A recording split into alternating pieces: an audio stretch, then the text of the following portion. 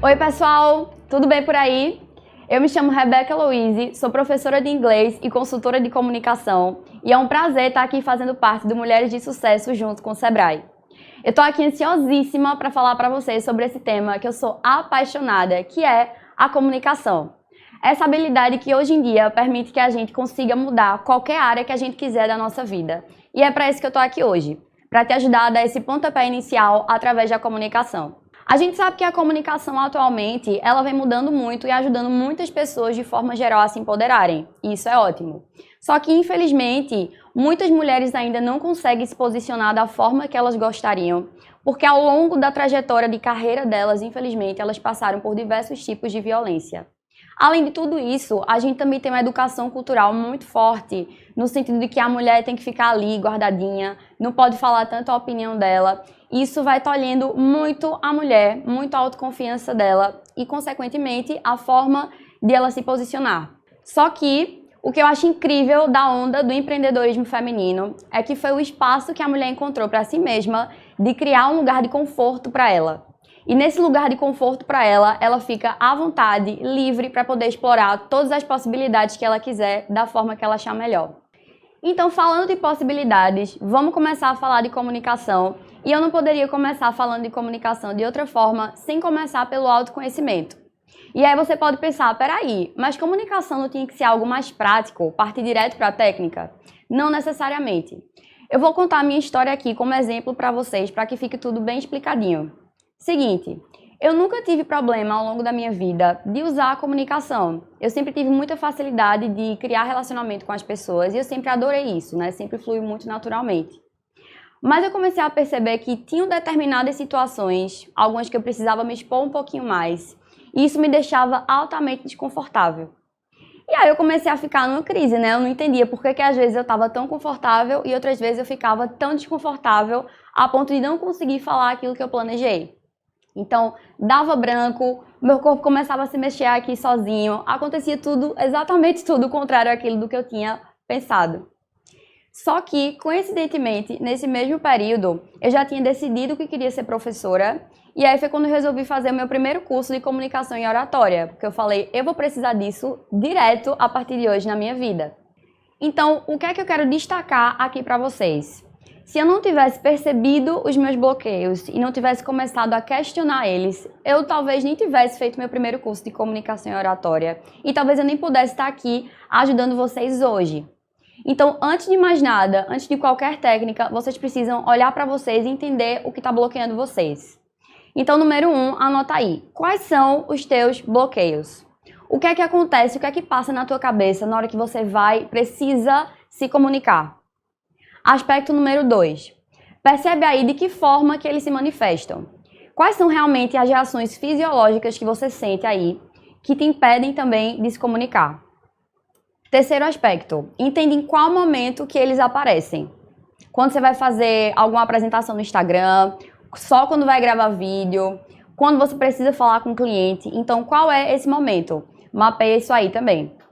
E o quarto ponto é, conheça muito bem os seus pontos fortes e os seus pontos de melhoria. E aí você precisa entender quem é que está se sobressaindo e quem é que precisa se desenvolver mais. Porque isso vai te ajudar a se empoderar e potencializar os seus resultados na comunicação. Agora que você já sabe exatamente aquilo que está impedindo que você se comunique da forma que você gostaria, fica muito mais fácil de você se comunicar de uma forma que te empodere. E para te ajudar nisso, eu trouxe 2 conteúdos, um voltado para o aspecto verbal e o outro voltado para o aspecto não verbal, que vão te ajudar ainda hoje a começar a praticar essa melhora na tua comunicação e a te colocar no estado mais possibilitador quando você tiver aí que partir para a ação. O primeiro conteúdo que eu quero começar falando aqui é sobre canais de acesso na comunicação. Mas o que são canais de acesso? Para agora um minutinho e pensa aí naquela pessoa que mais te influencia. Aquela pessoa que, se você pudesse, você passaria o dia consumindo o conteúdo dela. Pensou? Então, muito provavelmente essa pessoa ela tem um domínio total sobre os canais de comunicação dela. E isso faz com que ela tenha uma comunicação mais efetiva, além de permitir que ela se conecte diretamente com você que está aí do outro lado.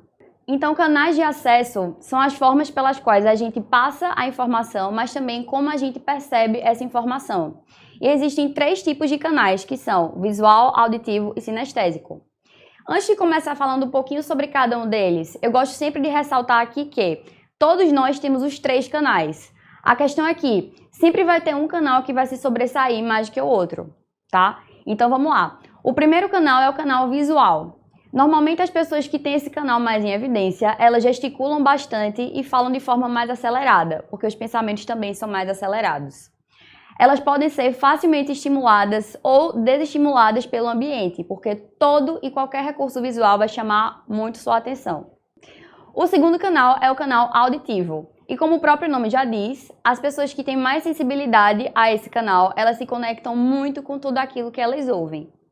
Tem até uma tia minha, que é impressionante. Ela foi me contar uma história de como ela tinha ficado presa no elevador quando ela foi aí um dia no médico. Minha gente, e eu que sou super visual, achei que era impossível ela contar essa história utilizando o canal auditivo. Mas ela contou absolutamente tudo de forma auditiva. Ela conta o barulho que ela fez quando ela entrou na porta, o barulho do elevador fechando, o barulho do elevador parando, absolutamente todos os sons que aconteceram ali com ela ao longo daquele dia. Então, normalmente são pessoas que preferem áudios de WhatsApp, amam ouvir podcasts e não tem muita paciência para filme ou série legendada, porque eles querem focar realmente no ouvir. O terceiro e último canal são os sinestésicos.